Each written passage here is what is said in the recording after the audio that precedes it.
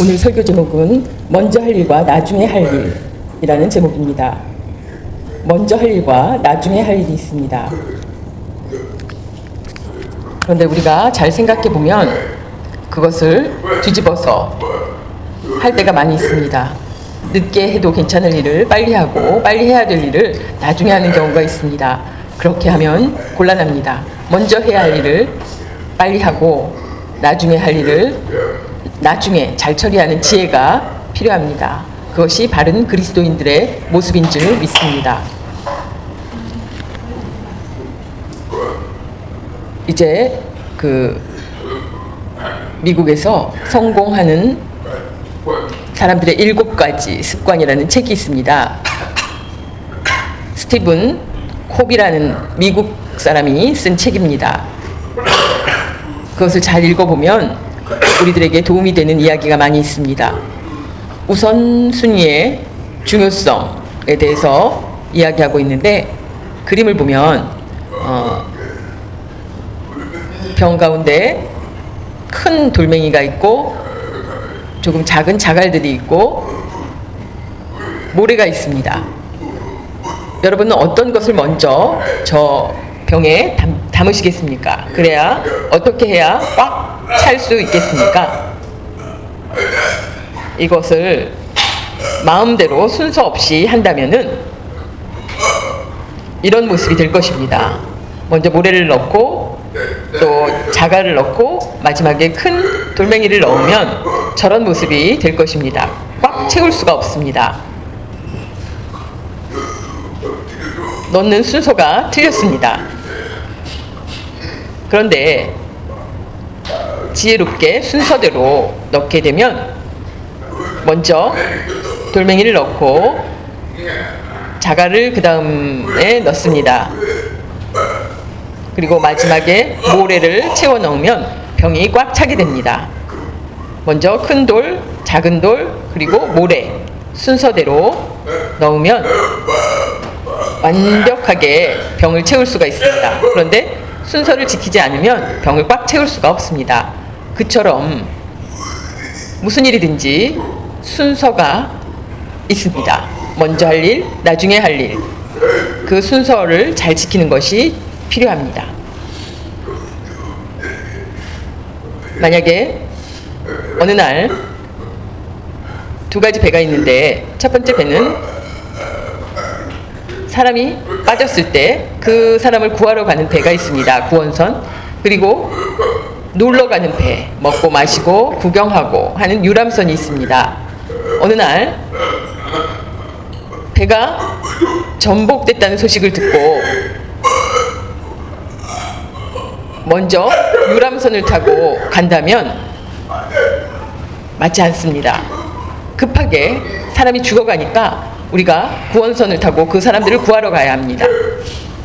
그 사람들 다 구한 후에 우리가 또 어디 놀러 가는 것은 괜찮습니다. 우리 농학교 다닐 때에 선생님들이 열심히 공부하라 그랬는데 우리가 그 말씀을 무시했습니다. 그리고 열심히 놀았습니다. 사회에 나와서 후회하셨습니까? 굉장히 후회가 큽니다. 학교 다닐 때는 열심히 공부하고 문장을 외우고 또 그렇게 학습하다가 사회에 나와서 그 지식을 가지고 사회생활을 잘할 수 있습니다.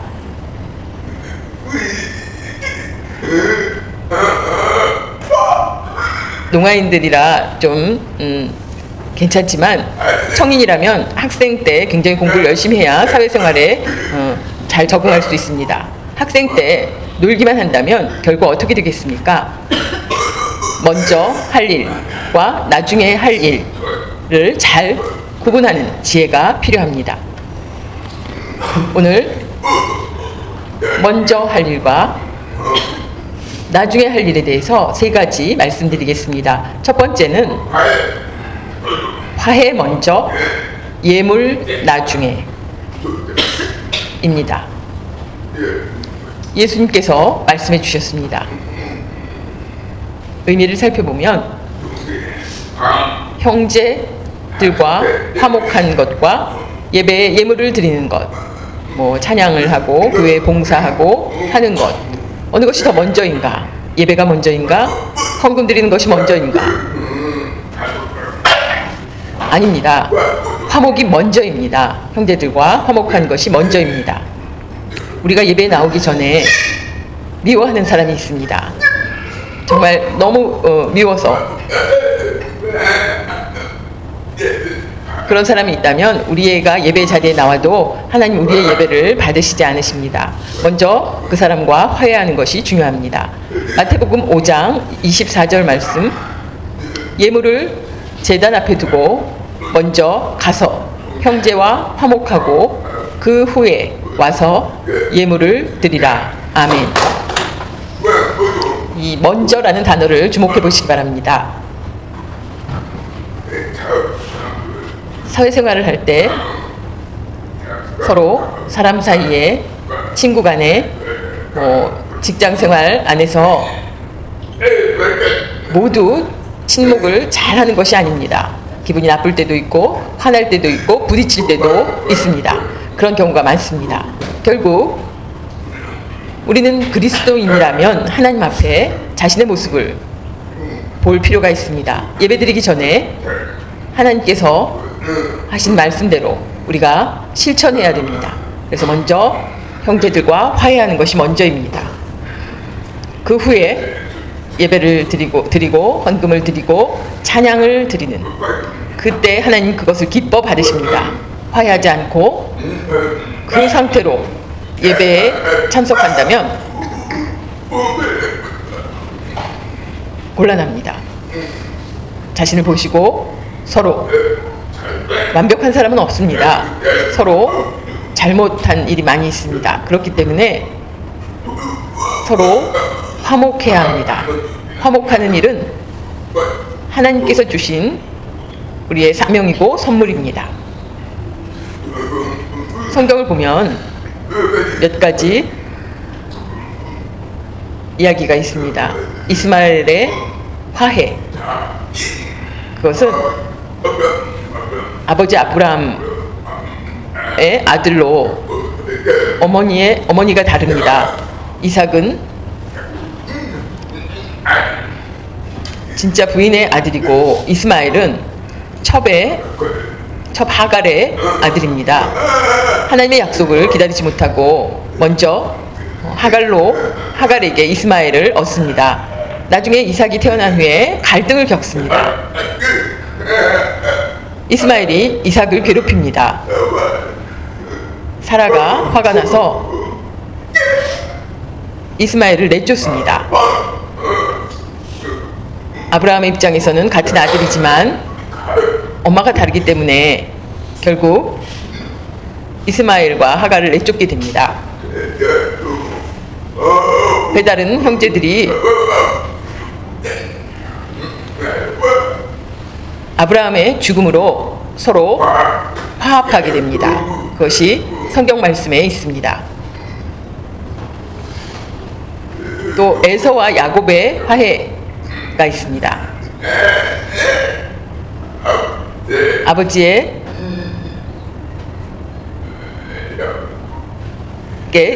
동생 야곱은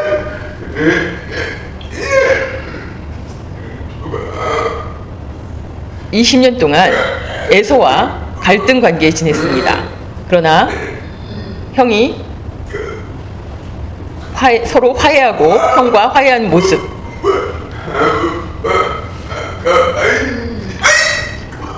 여러분 어떻습니까? 안 하는 게 낫습니까? 아니면 계속 갈등 관계에 있는 것이 낫습니까? 아니면 화해하는 것이 낫습니까? 화해를 싫어한다면 그것은 마귀의 자식입니다.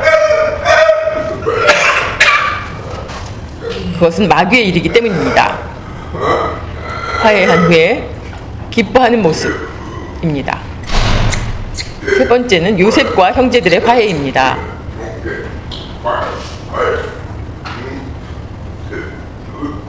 요셉이 17살 때 팔려갔습니다.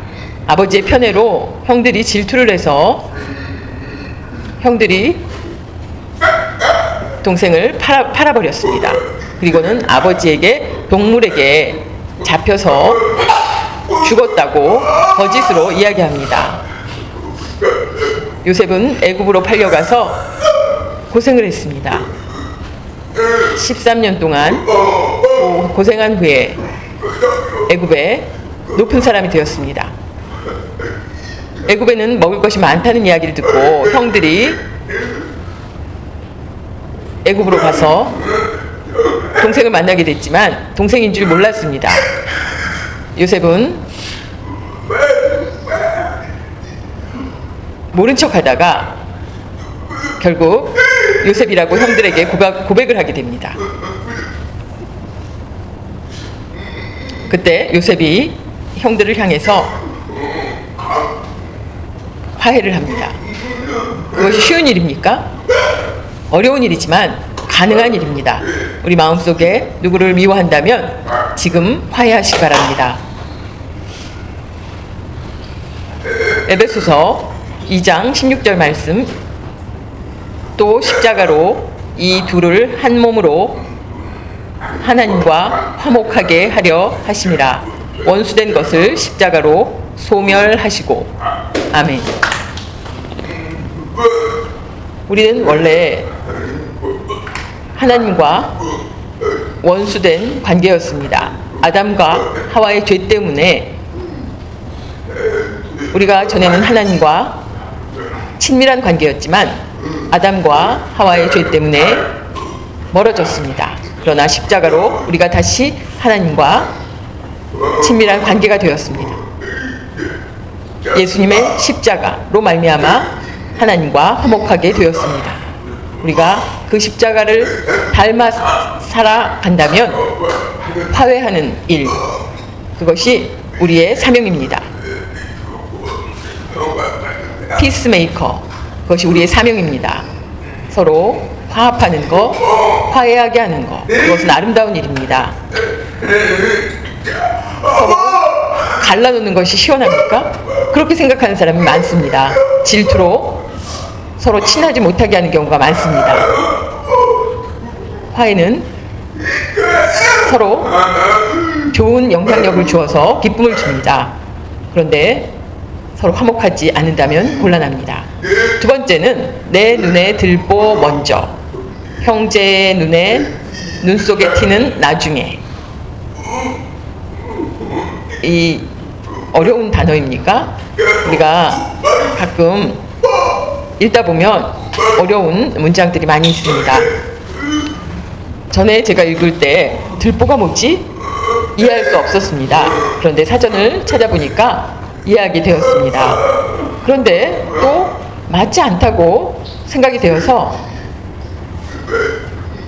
예수님께서 주신 말씀에 마음에 꺼리낌이 있었습니다. 그것은 우리가 먼저 단어를 살펴보겠습니다. 마태복음 7장 5절, 외식하는 자여 먼저 내 눈 속에서 들보를 빼어라. 그 후에야 밝히 보고 형제의 눈 속에서 티를 빼리라. 아멘.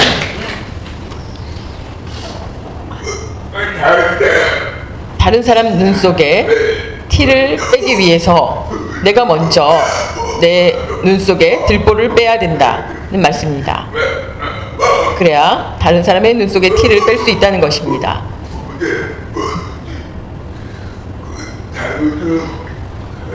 다른 사람을 비방하기 전에 다른 사람의 나쁜 점을, 잘못을, 실수를, 부족한 것에 대해서 이야기하지 말라는 의미입니다. 들보는 제가 설명해 드리면 대들보라는 말을 줄여서 들보라고 합니다. 그것은 우리나라 한옥에서 집을 지을 때 기둥과 기둥을 잇는 그 제목을 들보라고 합니다. 내 눈 속에 들보가 있다고? 그것을 생각하면 이상한 말입니다. 내 눈 속에 들보가 들어갈 수 있겠습니까? 예수님께서 왜 이렇게 말씀하셨는가 이해하기가 어렵습니다. 우리가 먼저 우리 눈 속에 들보를 빼라고 얘기하셨는데 그 의미는 이해하기 참 어려운 단어입니다.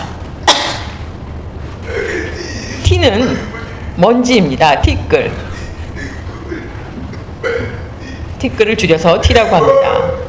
내 눈 속에 들보를 빼야 다른 사람의 티를 뺄 수 있다고 말씀해 주셨습니다. 쉽게 설명드리면 내가 먼저 나무 들보처럼 그 들보라는 그것을 뺀다는 것은 들보를 빼면 집이 무너집니다. 그렇게 귀한 역할을 하는 것입니다. 들보가 없으면 집이 무너집니다. 내 눈에 들보를 뺀다는 것은 자신을 먼저 자신의 부족함과 자신에 대한 모든 것을 내려놓고 자신의 잘못을 인정하고 다른 사람의 티를 뺀다는 것입니다. 다시 말하면 과장법입니다.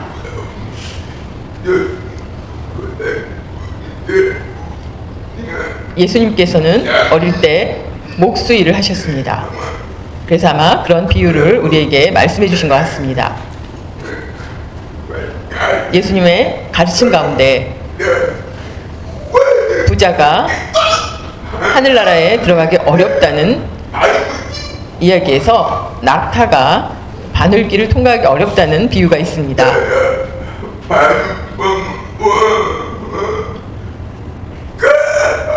정말로 아주 불가능한 일, 아주 그것을 강조하기 위해서 과장법을 쓴 것입니다.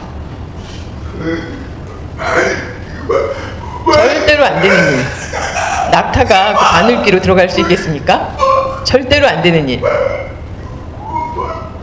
그것처럼 들보라는 것은 예수님께서 과장해서 자신을 보라는 이야기입니다. 자신이 정말 다른 사람을 지적할 정도로 깨끗한 사람인가? 그런 것을 보라는 것입니다. 나 먼저 자신에 대해서 자신을 살피고 다른 사람에 대해서 얘기를 할 수 있는데 정말 자신을 살핀다면 다른 사람에 대해서 얘기할 수가 없습니다. 가늠한 여인을 사람들이 데리고 왔을 때 선생님, 이 가늠한 여인을 지금 잡아왔는데 어떻게 하면 좋겠습니까? 모세의 율법을 보면 지금 돌로 쳐서 죽이라고 되어 있는데 선생님 생각은 어떠십니까? 예수님께 물었습니다. 그것은 예수님을 시험해 보고자 그렇게 물은 것입니다. 땅에 예수님께서 글을 쓰셨습니다. 그때 아마 예수님께서 더 이상 할 말이 없으시구나 생각해서 돌을 여인에게 맞아, 모세의 율법대로 우리가 해야 돼 라고 생각하며 돌을 던지려고 하는데 너희들 가운데 죄 없는 자가 돌로 치라고 예수님께서 말씀하셨습니다. 그때 정말 머리에 돌 맞은 것처럼 그들이 아무것도 할 수 없었습니다. 그리고 돌아갔습니다. 바리새인들 때문에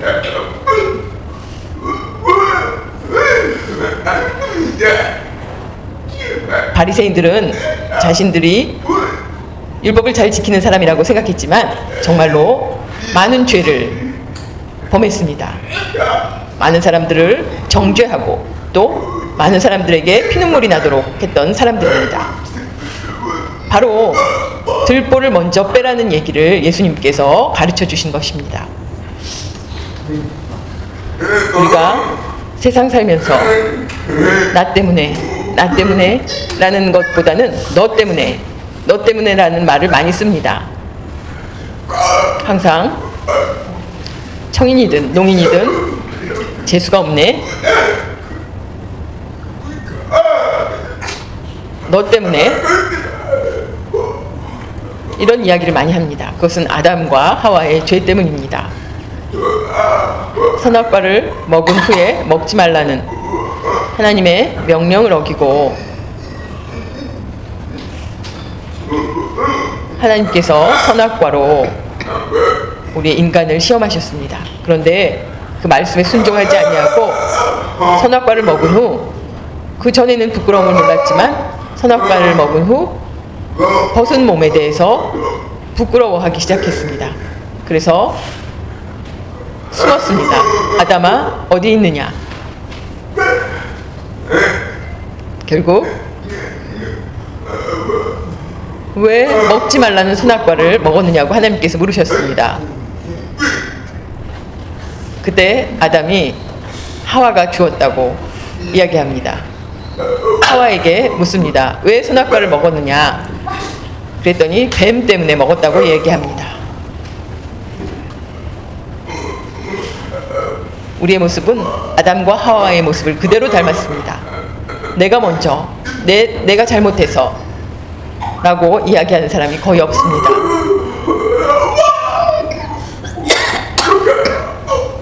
우리가 핑계도 잘 대고 도망가기도 잘합니다. 그것은 우리가 아담과 하와의 죄를 가지고 있기 때문입니다. 다른 사람을 탓하고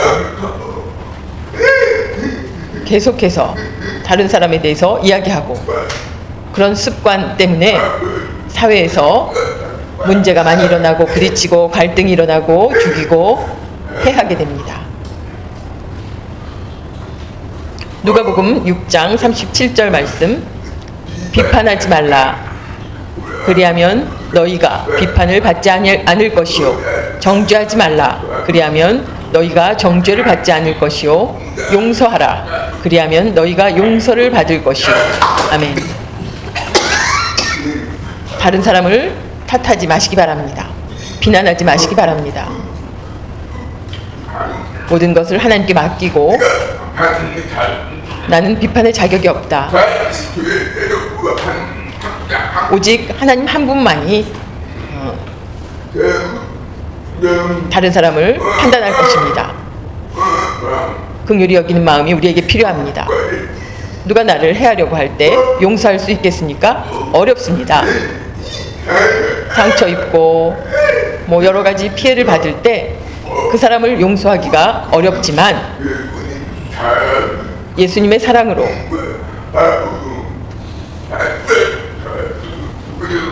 우리가 하나님께 맡기는 것이 중요합니다. 그 사람을 바라보고 기도하는 것이 가장 좋은 방법입니다. 6.25 전쟁 때의 이야기입니다. 북한에서 남매가 탈출해서 20대가 되지 못한 어린 나이에 가족들이 모두 사망하고 남쪽으로 피난을 왔습니다. 서울에서 살기가 어려워서 경기도에서 자리를 잡았습니다. 방을 구해서 남매가 함께 살았습니다. 먹고 살기 어려워서 그러니까 오빠는 건축 현장에서 잡부로 일을 하며 돈을 벌었습니다. 여동생은 어리기 때문에 집에서 오빠가 일하면서 벌어온 돈으로 살았습니다. 그런데 폐병이 걸렸습니다. 영양이 부족해서 폐병이 걸렸는데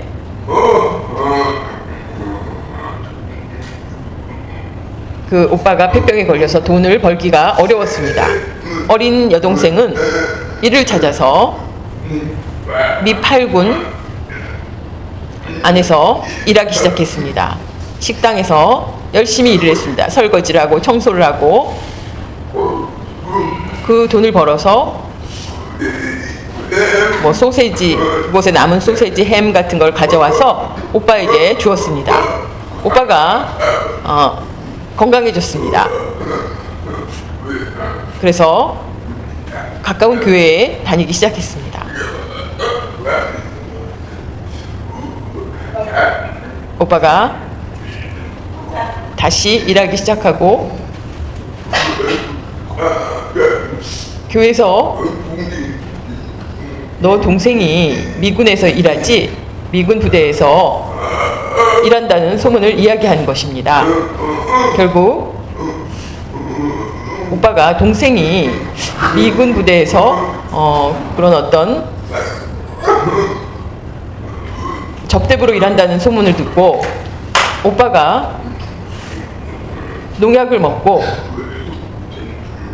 자살을 했습니다. 그 후에 여동생이 나는 그런 일을 한 적이 없는데 열심히 요리도 하고 뭐 그런 여러 가지 일을 했는데 오빠가 잘못된 소문을 듣고 죽었다는 그런 이야기를 들었습니다.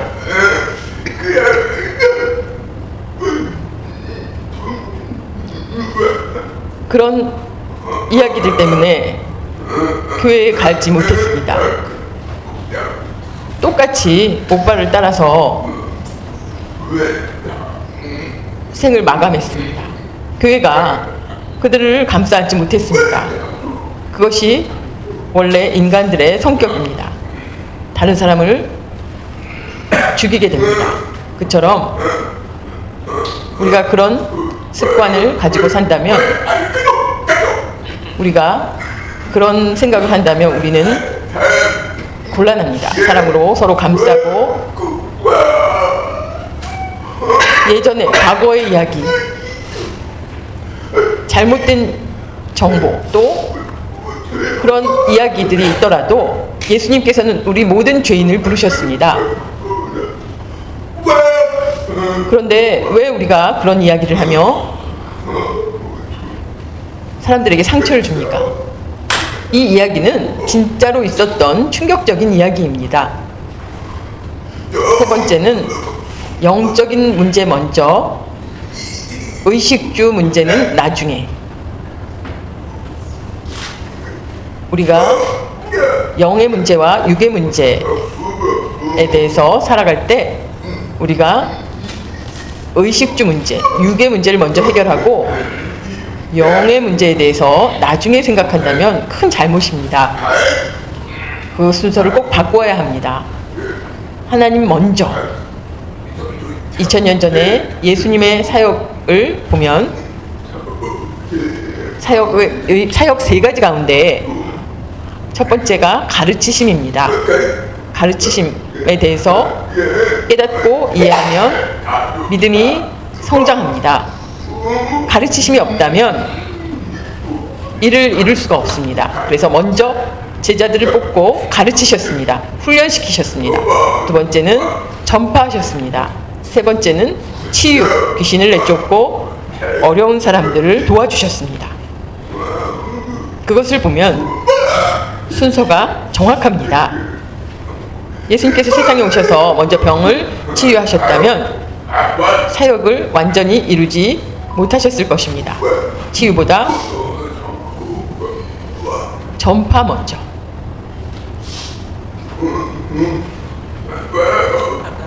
가르치심 먼저였습니다.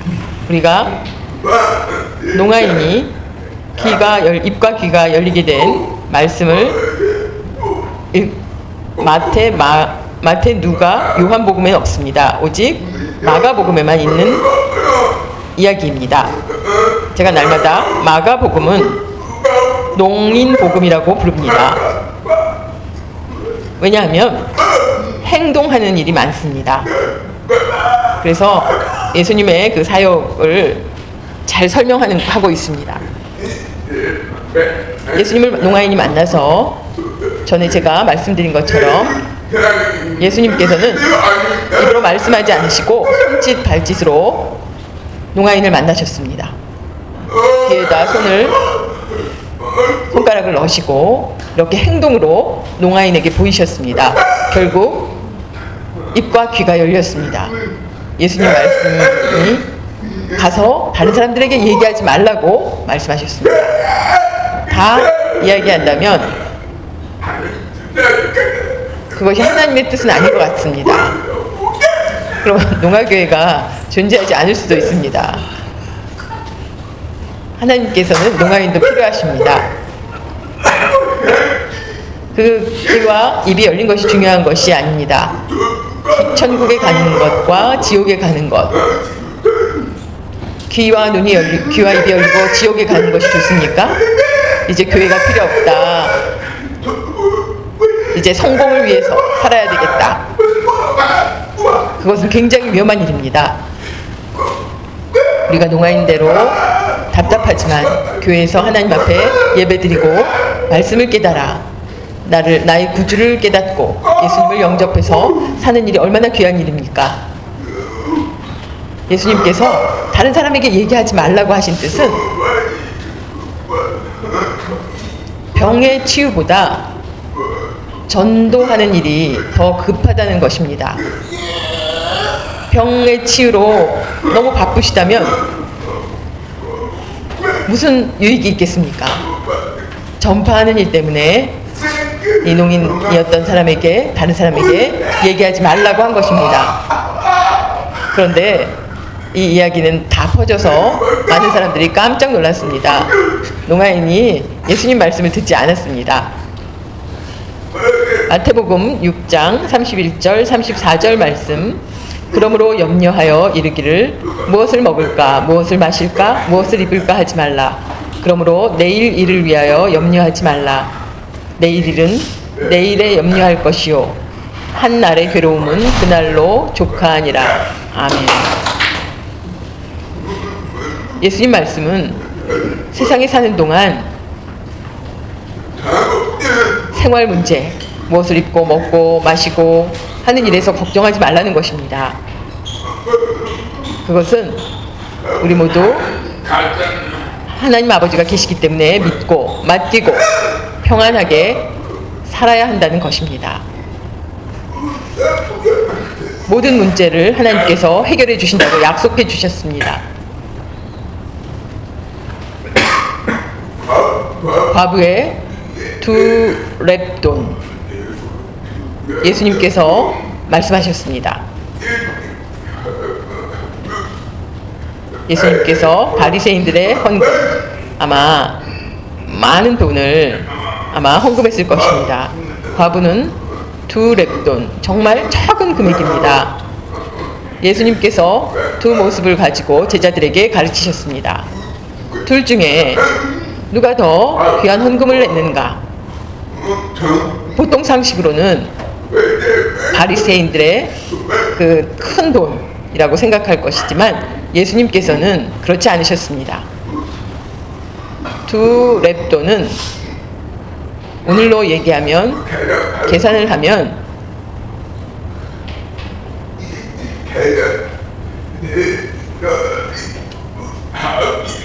데나리오는 하루의 품삯입니다. 그것은 한 데나리온의 1데나리온은 128 렙돈입니다. 데나리온은 좀 비싼 단위이고 렙돈은 싼 단위입니다. 두 렙돈은 한 1,200원 정도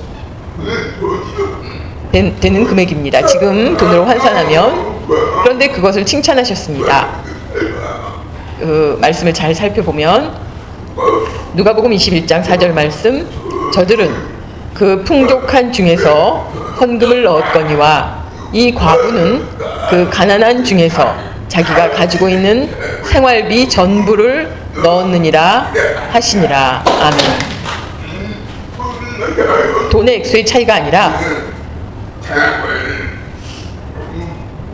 내 생활 수준에 비교해서 바리새인은 풍족한 가운데 아주 많은 돈을 벌기에 풍족한 가운데 낸 것이고, 과부는 자기 생활비에 전부를 넣은 것이라고 말씀하셨습니다. 그것은 정말로 귀한 헌금입니다. 자기의 전부를 넣은 것이기 때문입니다. 여러분, 한 달 번 수입 모두를 헌금할 수 있겠습니까? 어렵습니다. 11조 10분의 1이기 때문에 가능하지만 전부를 넣는다는 것은 어려운 일입니다. 그 과부를 보면 자신의 삶에 대해서 생각하지 않고 하나님께 모든 것을 맡기는 그런 것을 볼 수 있습니다. 보통 사람이 아닙니다. 돈이 없으면 더 절약할 텐데 자신의 전부를 넣었습니다. 예수님께서 그 과부의 2렙돈에 더 감동을 받으신 것입니다. 넉넉하게 살 때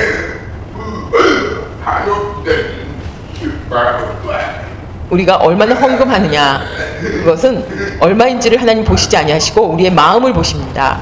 얼마나 하나님을 사랑하는가. 그렇기 때문에 우리는 다른 사람의 눈치를 볼 것이 없습니다. 간절한 마음으로, 정성된 마음으로 하나님 앞에 드릴 때 하나님께서 그것을 기억하십니다. 만나의 신비가 있습니다. 광야 생활 동안 매일매일 하나님께서 만나를 내려주셨습니다. 40년 동안 하루도 빠짐없이 만나를 주셨습니다. 놀라운 은혜입니다. 그런데 이제 여인들이 만나를 가지고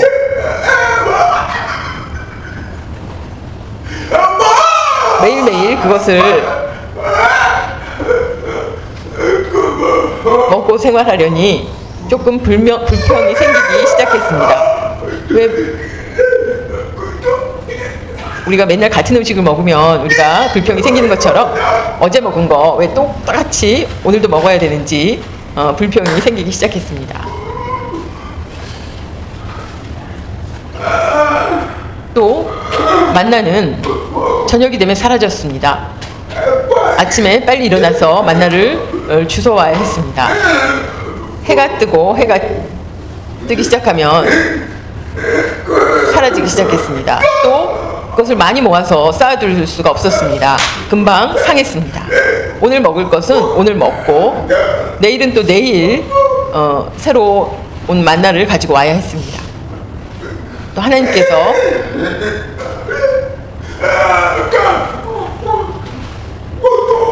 그 만나를 내일 먹을 것까지 가져가지 말라고 하셨는데 그것까지 가져간 사람들이 있었습니다. 하나님 말씀을 듣지 않고 결국 그 만나에는 벌레가 나고 냄새가 나고 먹을 수가 없었습니다. 또 안식일이 되면, 구약시대의 안식일은 토요일입니다. 안식일이 되면 2배로 그것을 가져가게 했습니다. 안식일에는 만나가 내리지 않았기 때문입니다. 2배로 전날 만나를 가져가도 안식일에 그것이 상하지 않았습니다. 안식일에는 만나가 내리지 않았기 때문에 그 전날 2배로 가져가도 만나가 상하지 않았습니다. 정말 이해하기 어려운 일입니다. 정말 하나님께서는 대단하십니다. 그처럼 오늘 하루에 나에게 필요한 것으로 족합니다. 그런데 우리가 그것을 의심하고 욕심을 내는 것, 하나님을 믿고 맡기고 평안하게 사는 사람은 많지 않습니다. 우리는 삶으로 걱정하고 나의 건강, 병, 앞으로 어떻게 하는가, 집 문제, 옷, 이런 것에 대해서 걱정을 합니다. 걱정하지 마십시오. 하나님께 맡기십시오. 그리고 평안하게 살라고 하나님께서 말씀해 주셨습니다. 출애굽기 16장 22절 24절 여섯째 날에는 각 사람이 갑절의 식물 곧 하나에 2오멜씩 거둔지라. 그들이 모세의 명령대로 아침까지 간수하였으나 냄새도 나지 아니하고 벌레도 생기지 아니한지라. 아멘. 하나님께서 그 이스라엘 사람들의 모든 문제를, 그 광야 생활의 모든 문제를 해결해 주셨습니다. 그처럼 하나님께서는 지금도 우리를 돌보고 계시는 줄 믿으시기 바랍니다. 이 사람은 모르는 사람이 없을 것입니다. 애플 애플사를 창립한 스티브 잡스입니다. 얼마 전에 죽었습니다. 나이는 저와 같습니다. 살아있다면 췌장암으로 사망했습니다. 그 전에 스티브 잡스가 한 이야기입니다. 나는 너무 일에만 올인했다. 나는 너무 일에만 올인했다. 수화로 이렇게 표현할 수 있습니다. IT 산업에만 인터넷, 핸드폰 이런 사업에 올인했다. 내 가족과 내 영혼에게 남겨놓은 것은 하나도 없다. 이렇게 후회하는 이야기입니다. 우리가 보면 좀 어리석어 보입니다. 사회적으로는 성공했으나 영혼을 위해서 준비한 것이 하나도 없습니다. 정말 후회가 큽니다. 잘 먹고 잘 살아도 영혼 문제에 대한 해결이 없다면 어리석은 사람입니다. 요한 3서 1장 2절 말씀, 사랑하는 자여 내 영혼이 잘됨 같이 내가 범사에 잘되고 강건하기를 내가 간구하노라. 아멘. 오늘 말씀 우리 삶의 순서에 대해서 잘 나타내주는 말씀입니다. 내 영혼이 잘됨 같이 먼저, 두 번째 내가 범사에 잘되고 강건하기를 내가 간구하노라. 이렇게 순서가 잘 맞춰져 있습니다. 첫 번째는 내 영혼이 잘 돼야 범사에 잘 되고, 범사에 잘 되면 모든 문제가 해결됩니다. 이렇게 차례대로 순서가 이루어져 있습니다.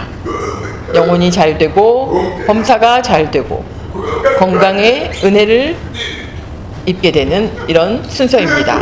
그냥 되는 것이 아니라 영혼이 잘 되지 못하면 모든 것이 모래 위에 세운 집처럼 무너지게 됩니다. 헛된 일이 됩니다. 그래서 첫 번째, 영혼이 잘 되는 것이 가장 중요합니다.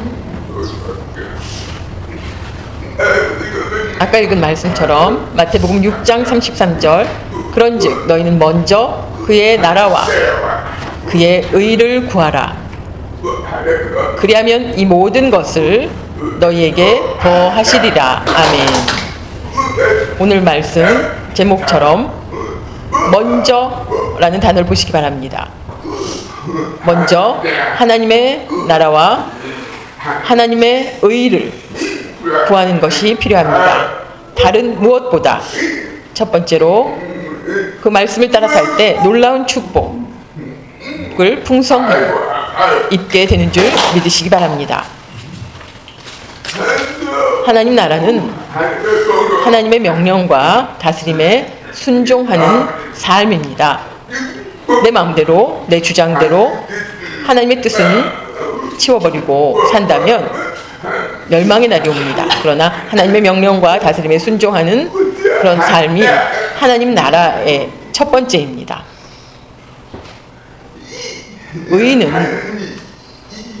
의의 의미는 한문에 정말 잘 나타나 있습니다. 한문 의를 보면 양자에 아가 이렇게 위아래로 쓰여져 있습니다.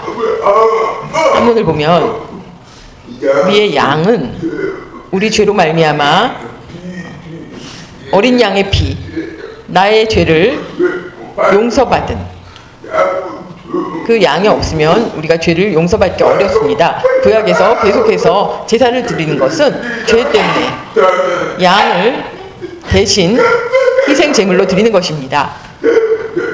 예수님의 십자가로 말미암아 우리의 모든 죄가 해결되었습니다. 의는 예수님의 십자가가 나의 죄를 사하고 예수님의 십자가로 내가 의롭게 되었습니다. 고린도후서 5장 17절, 그런즉 누구든지 그리스도 안에 있으면 새로운 피조물이라. 이전 것은 지나갔으니 보라 새 것이 되었도다. 아멘. 우리가 과거에 더럽고 많은 죄를 범하고 생각과 마음에 손발에 정말 많은 죄를 범했지만 예수님의 은혜로 말미암아 우리가 새로운 사람이 되었습니다. 새 사람, 십자가의 보혈로 우리가 의롭게 되었다, 새로운 사람이 되었다는 은혜를 입었습니다. 그 은혜는 그냥 은혜로 끝나는 것이 아닙니다. 마태복음 22장 1절에서 14절 말씀을 보면 왕이 아들의 결혼잔치에 사람들을 초대했습니다. 사람들을 불렀지만 오지 않아서 거리에 있는 많은 사람들을 불렀습니다. 그때 다 같이 예복을 입었는데 초대한 사람들은 꼭 예복을 입어야 되는데 그것이 필요 없다고 입지 않은 사람이 있었습니다. 왜 예복을 입지 않았는지 그 사람을 불러서 하인에게 시켜서 손발을 묶어서 밖에 던지라고 이야기합니다. 그것은 교회 열심히 다니고 그렇지만 과거에 예수님의 그 죄사함의 은혜를 다 깨닫고 알고 있지만 우리가 그 은혜를 잊고 내 마음대로 예복을 입지 않고 산다면 우리는 꼭 버려짐을 받을 것입니다. 그렇기 때문에 하나님 앞에 늘 자신의 죄를 고백하고 회개하며 거룩하게 사는 것이 가장 중요합니다. 내 마음대로 사는 것은 절대로 안 됩니다. 예수님을 믿음에도 불구하고 간음하고 이중적인 삶을 사는 사람들이 많습니다. 목사님들은 잘 몰라도 하나님은 다 기억하십니다. 두려운 마음을 가지고 신앙생활을 잘해야 천국에 갈 수 있습니다. 신앙생활 승리하는 여러분 되시기 바랍니다.